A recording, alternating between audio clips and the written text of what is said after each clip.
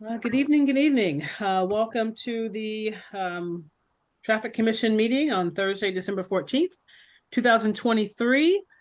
Pursuant to Chapter 2 of the Acts of 2023, this meeting of the Traffic Commission will be conducted via remote participation. We will post an audio recording, audio-video recording, transcript, and other comprehensive record of these proceedings as soon as possible after the meeting on the City of Somerville website. All right. Can we get a roll call vote for a quorum, please? Yes. Chair Lathan? Yes, here. Lena Webb? Here. Lieutenant Reimel? Here. And that's 3 present, so we do have a quorum, and as of right now, Deputy Chief Tierney and the counselor are absent. Wonderful. All right, moving on to our ground rules. Listen to what the other side, focus on issues, not personalities, avoid questioning motives, and as always, my team is always very polite. Item number 1, acceptance of the minutes from the November 9th, 2023 Traffic Commission meetings. Can I get a motion to accept or deny those minutes? I can make a motion. Lieutenant Reimel? Second. Can I get a roll call vote to accept item number 1, the acceptance of the meetings from the November 9th, 2023 Traffic Commission meeting? Yes, just as a point of order, can I get a motion to accept or deny? Oh, I'm sorry. I thought that's what we did. I'm sorry. My bad. Can I get a motion to accept or deny? Item number 1. Yes, Lena, I make the motion to accept. Lieutenant Reimel, can you second? Gotcha. Wonderful. Yep. Sorry.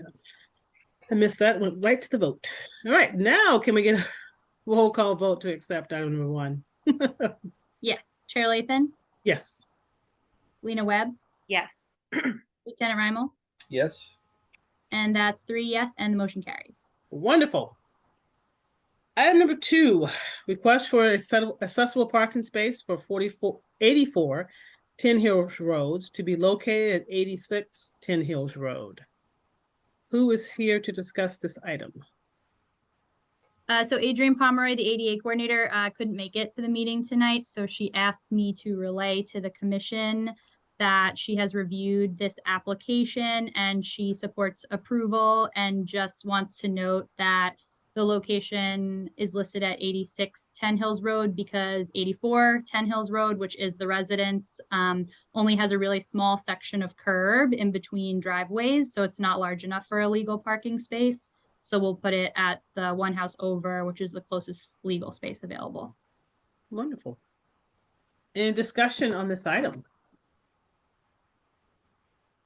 Hearing none, can I get a motion to accept or deny item number 2, accessible parking for 84 Tin Hills Road to be located at 86 Tin Hills Road?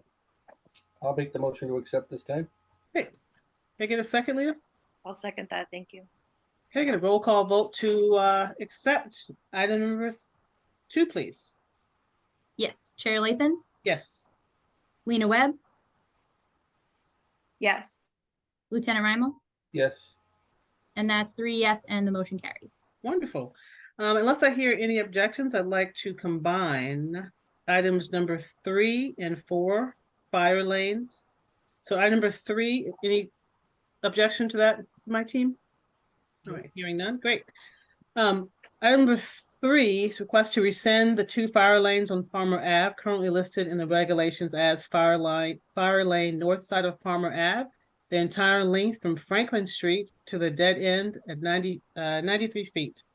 Fire lane south side of Palmer Ave from the Franklin Street extending 20 feet westerly. Item number 4, request for a fire lane on Arlington Street running from the corner of Hawthorne Street down the odd side in a westerly direction for a distance of 200, can you imagine? For a distance of 20 feet. All right. Who is here to discuss these 2 items, number 3 and 4? Hello, Chair Lathan. I'm here to discuss item 3. Should I jump right into that one or do? Go for it. Go for it. Yeah. So I am the project manager for the expansion of the Glen Park Community Garden. And we became aware that this street, which used to be a street and has been for the past few years a grassy dirt patch. It is still a fire lane, and so we wanted to come to you all to officially rescind the fire lane. There was once a house at the end of Palmer Ave. That house lot was purchased by the city in order to turn that into open space, and the house was demolished, I think, in 2019. And so we are working on that construction project. And as you can see there, it's just grass and dirt, and is no longer functioning as a fire lane for that house since the house is no longer there. Any discussion on item number 3? All right, who is here to discuss item number 4? I can just share, since Deputy Chief Tierney was unable to make it tonight, I can put up on the screen the letter from Chief Breen that was submitted, that was noted by the parking control officers as a potential location where it would be tough for fire apparatus to make the turn. So Okay. Chief Breen evaluated it and recommended that we install a fire lane on Arlington Street at the corner of Hathorn Street. Any discussion on this item? All right, hearing none. May I get a motion to accept or deny item number 3 and a motion to accept or deny item number 4? Lieutenant Rammel? Oh, yeah, sure. I'll make a motion to accept both 3 and 4. Great, thank you. Leah, I will second that. can I get a roll call vote to accept item number 3 and 4? Yes, and just for attendance record and for this vote, I'm just going to note that the counselor has joined us at 5:34. Wonderful, So- welcome. Yes, All Chair right. Lathan, Yes, Lena Webb, Yes. Counselor Gomez Moacad, Yes. Lieutenant Raimel, Yes. and that's 4 yes, and the motion carries. wonderful, wonderful. Thank you so much. So, All right. Item number 5. Regarding the curb on the west side of Beacon Street from approximately 60 feet south of Roseland Street to 100 feet south of Roseland Street, request to convert approximately 40 feet of 2-hour parking except by permit to valet parking only at all times. Who is here to discuss this item? Go ahead. Good. Hello, Chair. Lauren Craig, Mobility Planner, in partnership with Suzanne, as well as we have the valet operator as an attendee as well, who can answer any questions. We have discussions about this item.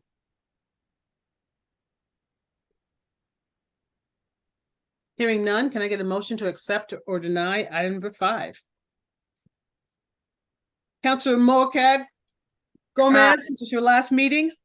Gomez Moacad. Gomez Moacad. You inverted it. You put my mother first. Yeah.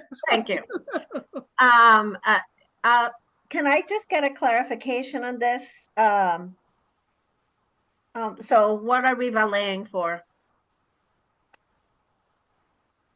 So this was a valet application that went to the parking department, and then Mobility consulted on the review of it. It is the developer at 371 Beacon Street who is constructing a hotel at this location. As part of their planning board approval, was instructed to operate valet into the parking garage that is present on this site. And we worked sort of analyzing the street conditions to find a safe condition. And that is why the valet is recommended for this specific curb space. And I do have an aerial photo if people are interested that I can share for the commission showing the valet space in relation to the hotel. I don't mean to delay us, but that'd be great.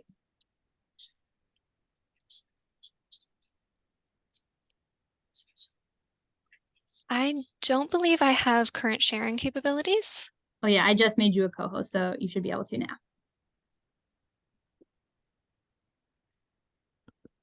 Wonderful, thank you. So through the chair, is everyone able to see my screen right now? Yep. Wonderful. So here is 371 Beacon Street, which is the site that has applied for this valet permit. At one point, this site here was considered, which if you remember, we came to Traffic Commission last month to designate this spot as no parking at any time due to safety considerations between the location at the intersection, the bike lane, as well as blocking sight lines to this crosswalk. An alternative location was devised, which is the 40 feet you see here, which is next to item 6 above, which I can talk to in a moment. Okay, this is what I thought the location was, so thank you.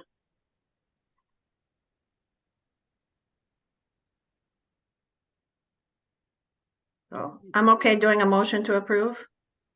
Wonderful. Can I get a second? Second from me. Wonderful. Can I get a roll call vote to approve item number 5 on the valet parking? Yes. Chair Lathan, Yes. Counselor Gomez Moacad, Yes. Lena Webb, Yes. Lieutenant Raimel, Yes.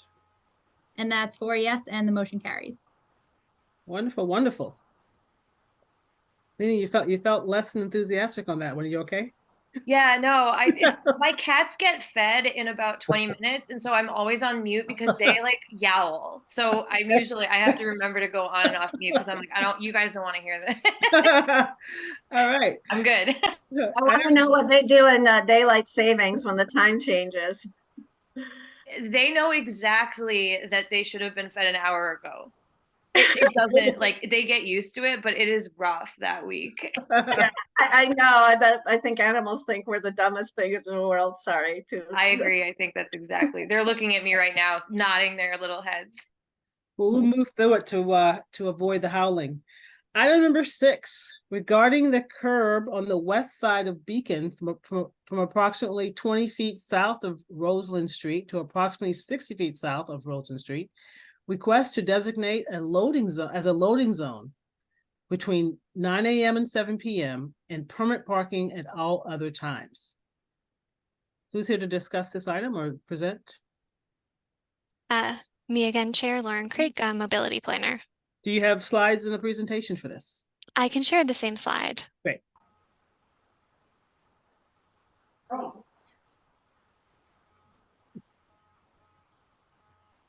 So while Mobility was evaluating the curb space in this area as part of the review for the ballet permit we just discussed, we were looking at this curb space and noted that the current posted loading zone, so the 40 feet displayed here in orange, is currently posted as a loading zone.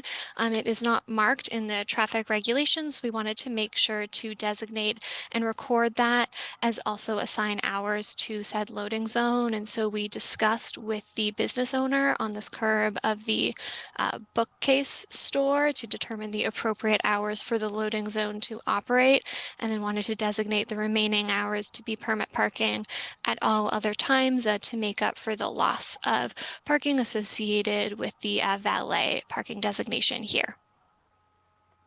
Okay, thank you. Discussion? All right, hearing none. Can I get a motion to accept or deny item number 6, please? Because it's your last meeting, Councilor Goldman, okay, you have to always do the first motion tonight. Oh, okay, thank you. You're just picking on me today. Motion to approve, sorry. Can I get a second? I'll second it. No Good, problem. great. Look good. Right, thank you, Lieutenant Raimel. You gonna second that? Great. Yes. Can I get a roll call vote to accept item number 6, please? Yes. Chair Lathan, Yes. Counselor Gomez Moacad, Yes. Lena Webb, Yes. Lieutenant Raimel, Yes. and that's 4 yes, and the motion carries.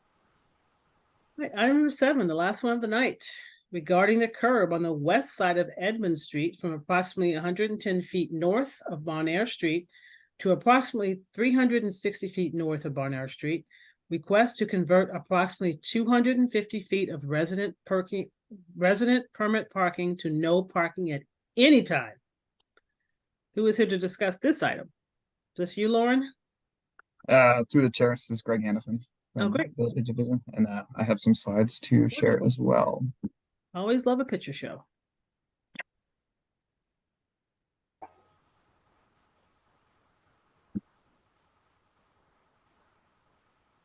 All right. That coming through. Yes. Yes.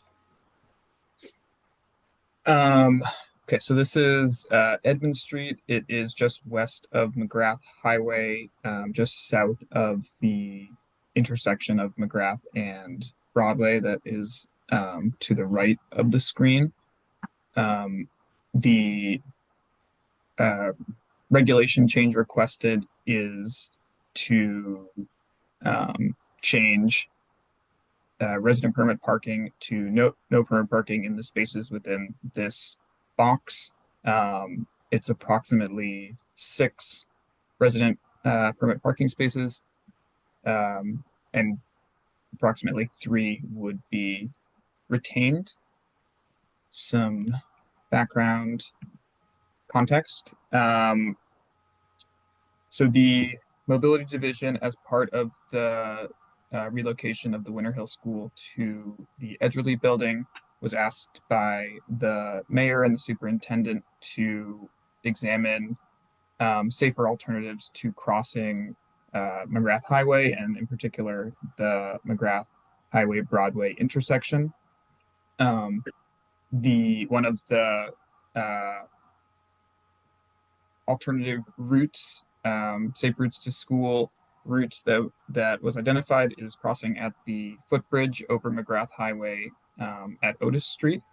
And this map on the right side of the screen is showing the route from Foss Park, that corner of that intersection, to the Edgerly, now Winter Hill at Edgerly, on Otis Street. And the sidewalk that a student or anyone would use to get from Broadway to the footbridge is along Edmund Street. And as part of the Safe Routes to School efforts, we will be putting up wayfinding signs to help students and others traveling to and from the school make their way to that footbridge. So as we were going through this process, we noted that the current width of Edmund Street, which does allow legal curbside parking, is not wide enough to park at the curb and allow vehicles to pass. The street is too narrow. So there has become this practice on Edmund Street of parking up on the curb, which you can see on this in this image, which has presents accessibility issues, and particularly with this being a designated safe routes to school route, we feel creates an unsafe condition for students and for anyone traveling along this road. Again, as part of the transition efforts, we collected drone footage at the Broadway McGrath intersection, and it's difficult to see in this still image, but in the this red circle, we were actually able to capture a person walking with a stroller that had to go off the sidewalk into the street to go around cars that were parked on the sidewalk. This is this timeline of the events since school began in September. So we collected that drone footage, almost immediately began issuing warnings to vehicles that were parked on the sidewalk on Edmund Street. Happy to report that that seems to have been an effective approach. We've seen over time a significant drop in people that are parking on the sidewalk. In October, we went and collected cross-section measurements and began coordinating with the fire department on the minimum widths needed for emergency vehicle access, which we were told is 10 feet minimum. So with our standard minimum parking lane of 7 feet, we would need a street width of 17 feet to have legal curbside parking and allow emergency vehicle access. In November, the parking control officers collected parking inventory data for streets within a 1/10 of a mile of Edmund Street, and that's the table shown at the bottom of this slide. And they found that In general, there was a good inventory of parking availability on the streets around Edmund Street. This month, the Mobility Division flyered residents of Edmund Street with notices of the planned changes, and we're here today to request the changes. This is again just showing that map from the first slide. Happy to answer any questions. Questions, discussions? I'm assuming that traffic and parking has increased their patrols of these areas and for ticketing and things like that, or will be once this gets approved? Yeah, so this up until now, parking has been issuing warnings. So parking on the street here is technically legal. So if you were parked against the curb, you would not be in violation of, you'd be parking in a resident spot. But as soon as these regulations take effect, then you would be ticketed for parking here. Okay. And new signs will go up. Alright. Further discussion? Yes. Thank you. Dr. Go- Through Go you, ahead. first I want to say that I had office hours 2 weeks ago, and some parents of the Winter Hill who go to the Ergely expressed concern about proper, safe routes to cross McGrath. So I think this is a welcome change. I'm happy to see that the mobility was already on this. So thank you, Mr. Hannafin, and to your team for being proactive here. One quick note, will we at any moment try, I'm assuming as soon as we approve this, parking, we'll be able to post some signs there. Obviously we'll have enforcement, but anything to just kind of make sure it gets maintained as much as possible. Because I don't think Director Renfrin is multiplying her parking attendance anytime soon. So if there's anything we can do temporarily to sort of kind of discourage and maintain this, even if it's a silly sawhorse, just as a temporary measure to ensure, because sometimes it takes time for people to react to a change. I remember, I know, for example, DCR is not keen on white posts when they do bike lanes, but they put like crossing the BU Bridge as you were making a right turn, they just put orange cones there, just as a dissuader. The second comment I want to make is on the signage. I understand the Winter Hill has a large multilingual population. So maybe a more universal sign or some interpretation, not making it too busy. I would suggest that if that's the sign you're using. That's my other comment. The orange sign. Yeah, I would talk to Soya. I just like, there's a lot here. I mean, you can say cross, cruce, like maybe it's just and the symbol is, I'm wondering if there's another international symbol that leads you to like school or something. I don't know. It's just it's a lot of language and I think it's understood, but yeah, I would talk to Soya just in case. Because again, you have a large diverse population, and I am assuming I would recommend a flyer go out to kids or some information go out to parents. And if you give me a flyer in Spanish, I will post it in Padres Latinos again, so folks know whatever I can do to help you here. So, but I strongly support this, and I again, thanks to your team for working on this. I was asked many things, from who's shoveling the footbridge. I believe Commissioner Lathan, some folks have talked to you about that already, and I believe Mobility has thought that through. So thank you, and that's it. Great, thank you.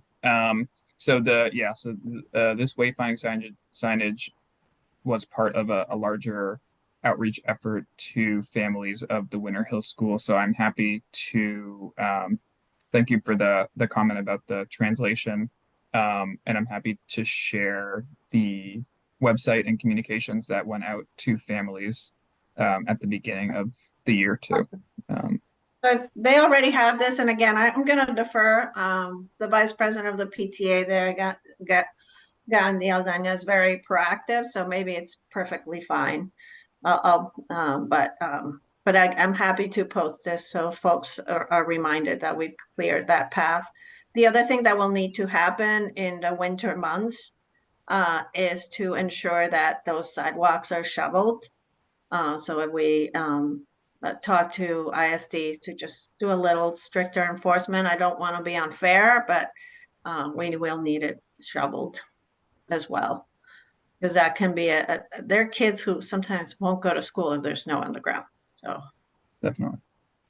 In terms of the signage changes, my understanding is that there will be a advertising period, and then the regulations will go into effect in mid-January.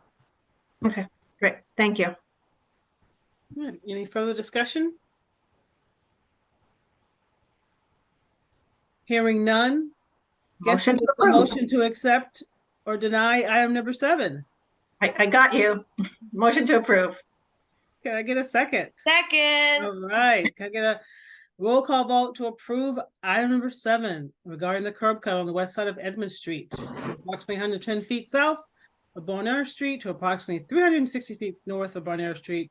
Request to convert approximately 250 feet of resident parking to no parking at any time. Yes. Chair Lathan, Yes. Counselor Gomez Moacad, Yes. Lena Webb, Yes. Lieutenant Rymel, Yes. and that's 4 yes, and the motion carries. So before we take a motion to adjourn, and we have you one more time make that motion, I want to say thank you for your due diligence and your service, and you're just always asking very important questions, always caring about your the community and the people that you serve, and always continuing to challenge us in the city to do better, to think deeper, and to be broader in our understanding of humanity. So Well, greatly appreciate you. thank you to all everybody in this committee. You know that Director Riffred and Commissioner Lathan, you hold a special place in my heart. I admire your work. Jackie, you have done phenomenal work. Thank you for being patient with me with some Ward 5 issues and my obsession with loading zones. Ironically, 2 things I'm passionate about: loading zones, and I like things to be organized. Accept, good, safe travel, paths of travel to our schools, because that's how we get our kids walking. Those 2 things, I'm glad the last approval is that one. So thank you for giving me the opportunity. Lieutenant Rymel, thank you for all you do. I know there are times you're out there helping our kids be safe too when they're crossing. So I really appreciate it. And thank you. This has been great. Our streets are changing every day, and I'm sure you'll do a lot more work. So thank you to all, and thank you to all your great staff too, because what we do every day wouldn't be done with your staff out there. I want to acknowledge a few weeks ago, folks were figuring out how to shovel our streets. I saw the trucks practicing. So thank you so much for everything you guys do. But I would say I'm going to be around, but I do need a break. I do want to say also, I just really noticed the camaraderie and partnership that you and Lena have with advocating for cycles and bike safety, and the work you guys seem to have done together to really bring that to this commission and really advocate for that as a team. But Lena Webb, I found out, allowed the contraflow lane that I used to come from Hancock when I can bike from work, but right now I hurt my hand and I have to drive, and it's not fun. All right, so thank you so much, Lena, for I didn't know you were the one behind that, so thank you. That was one of the first things that I was able to vote on in this commission, after being someone who did it illegally, because it was the logical, flattest way, the north-south connection between Elm and Summer and Highland, and I lived in Spring Hill at the time, but that was incredible. That was so much fun to be a part of. And yes, I'm gonna miss you a lot, and thank you for also asking the questions and getting the details and caring about this stuff too. So And a little history, when I first moved here, the first bike lane we ever had, I think, was on Willow. And so we've come, like, I remember that was like a huge deal. That was in the mid 2000s, I think it was. So we have a lot more of those now. So I also want to thank your advocacy, because I get to benefit from all those bike lanes now. So thank you. And again, thank you to everyone. You all are been such a pleasure to work with. I can't say anything better. So we're very lucky to have you in our city, both residents and folks who work here. So thank you. Well, one more time, you get to take it away. I need a motion to accept or deny. Item number 7. Okay. Thank you. Thank you. Thank you. I need a All right. motion to accept or We deny. need the item number emotion, yeah. 7. I guess- Okay. Motion to adjourn. Sorry. No. Yeah, motion to adjourn. All right, motion to adjourn. My bad. All right, can I get a second, Lieutenant Rymel? I don't know. I'm kind of feeling it. I want to talk a little bit more. I gotta get dinner before I go to It's a very council. touchy meeting. I kind of want to let it last a bit, but for the sake of time, I'll second it. All right, can I get a roll call vote to adjourn this meeting, our last meeting with Councilor Gomez Morcad? Yes. Chair Lathan, Yes. Counselor Gomez Moacad, Yes. Lena Webb, If I must. Yeah. Lieutenant Rymel, Nobody noticed my haircut. Yes. and that's 4 Hi, yes and the how are you motion gonna- carries. All right, Councilor Gomez, you want to give my last parting words? Just thank you. Do you want me to start crying? I'm a crier, okay? You know what? All right, cool You just beans, like- frozen peas. Have a great evening. Thank you. Bye. Happy holidays, everyone. Thank you. Bye. See ya. Back Bye. at you.